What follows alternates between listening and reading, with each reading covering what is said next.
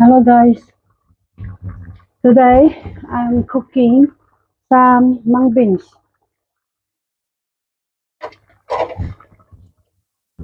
Ito yung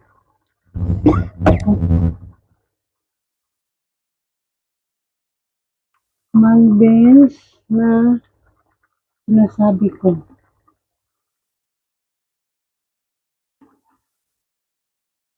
May ano na yan, uh, may ano na yan siya.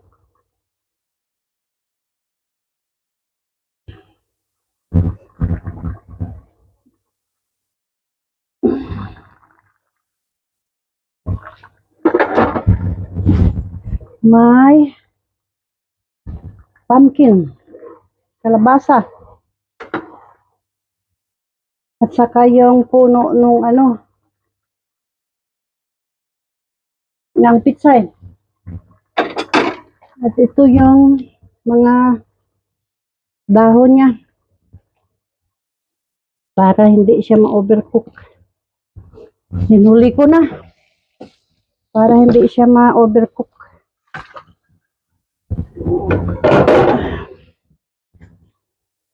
Mukhang masarap na to. Tapos lagyan ko siya ng patis. Binibili sa Asian grocery itong patis. Sa supermarket kasi wala man silang ganyan. Coles o Woolworths, wala sila yan.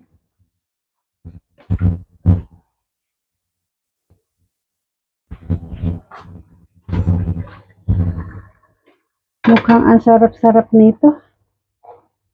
Luto na yung pumpkin. Tusukin ko. Ayan, luto na. Tama na to. Ginisa ko yan bawang sibuyas ang baboy. Yung panalo namin sa Riders Club kagabi. Nanalo kami ng 2 metri. Yung isa na kinuha ko, puro rumstick. 4 na hiwa pero malalaki. Kaya pinutol ko yung isa. Yung 4 naging 8. Para nga every time na kumain ng dinner, yun lang ang isa ang aking i-defrost. Masarap na. Mukhang kulang pa pati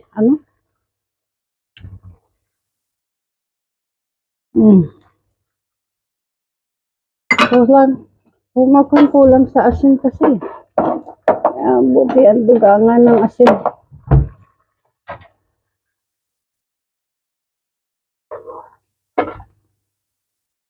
Ang aking kuko ay nag-crack. Masama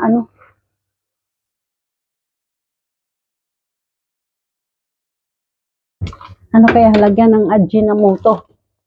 Itong Ajinomoto na to, binili ko to para itinisting ko sa aking mga dahon sang tanim ko ba, kung talagang gaganda yung dahon niya. Sabi fertilizer daw, tataba daw yung at kakapal yung dahon. Kaya tinisting ko naman, pero parang ganun pa rin. Ayan, mukhang masarap na. Masarap nga siguro yung ang may asin. Yung auntie ko kasi ayaw niya yung magic sarap. Mas prepared siya na gamitin yung bitchin. Ajinomoto. Tama na yun. Ayan. Ito, may manok pa ako nga May manok ako nga niluluto. Pumpkin lang. Pumpkin lang yan ang na sa loob. Wala naman kasi kaming Um, wala kaming ibang gulay. May carrots dyan, pero ayaw ko nang ilagyan yan. Lagi na lang may carrots. Nasasawa na ako ng carrots.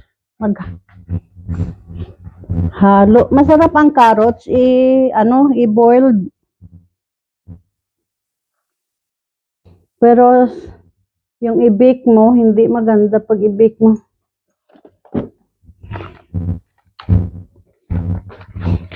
Nga ako. Magputol ng aking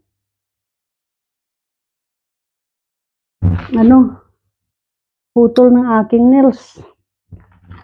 Kasi ayan, may crack. Ayan.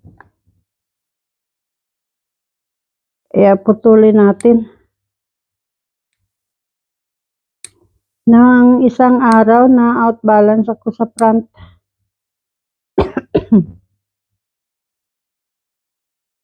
Naku, nadapa talaga ako. Tapos yung kuko ko sa thumb, sa right hand ko, parang yun ang nabagsak.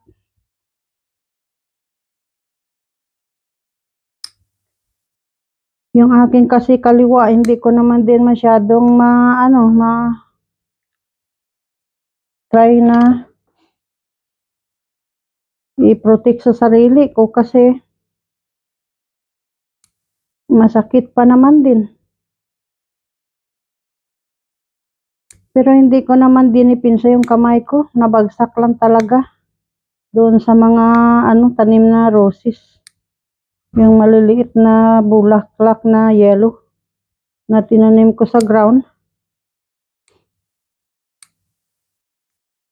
Doon bumagsak at yung dalawang maliliit na mga flower na nagbagsakan sa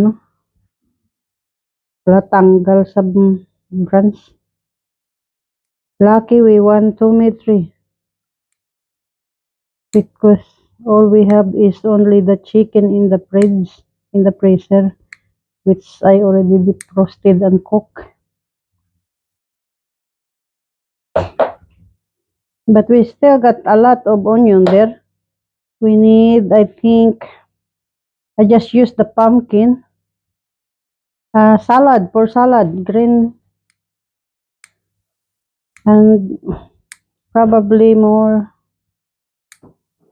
camber,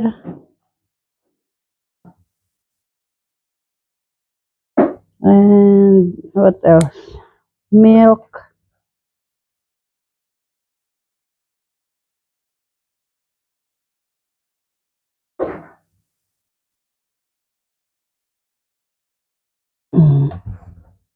Yan, pinutulan ko yung nails ko kasi nagka-crack na.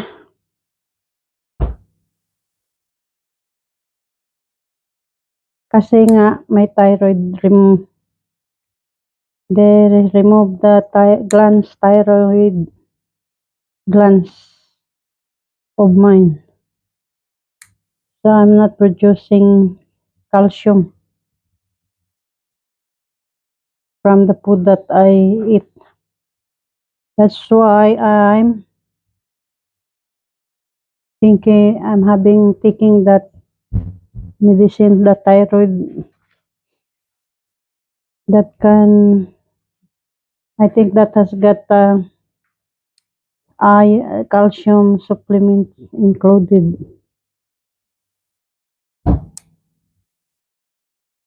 That's why I need to take that all my life to help for my bones.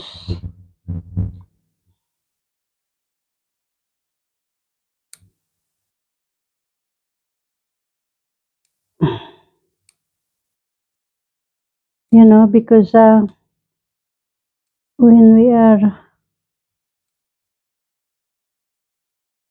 I don't know, after I had the thyroid here in Australia, when that was 2000.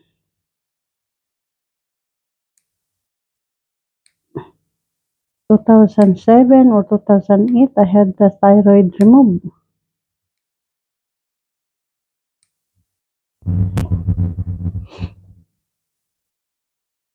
So that means I already been here.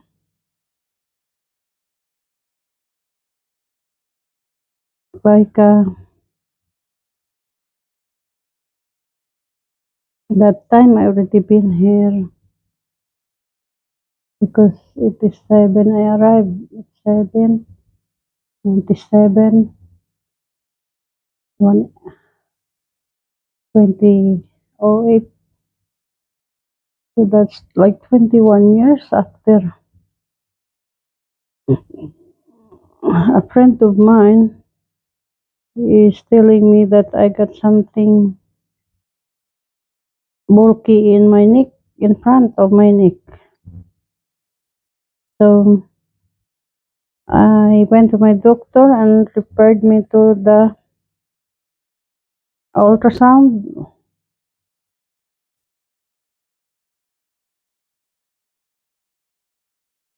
And they said I got the thyroid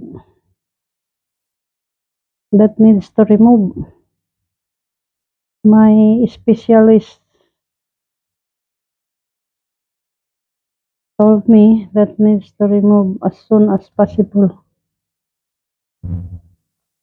So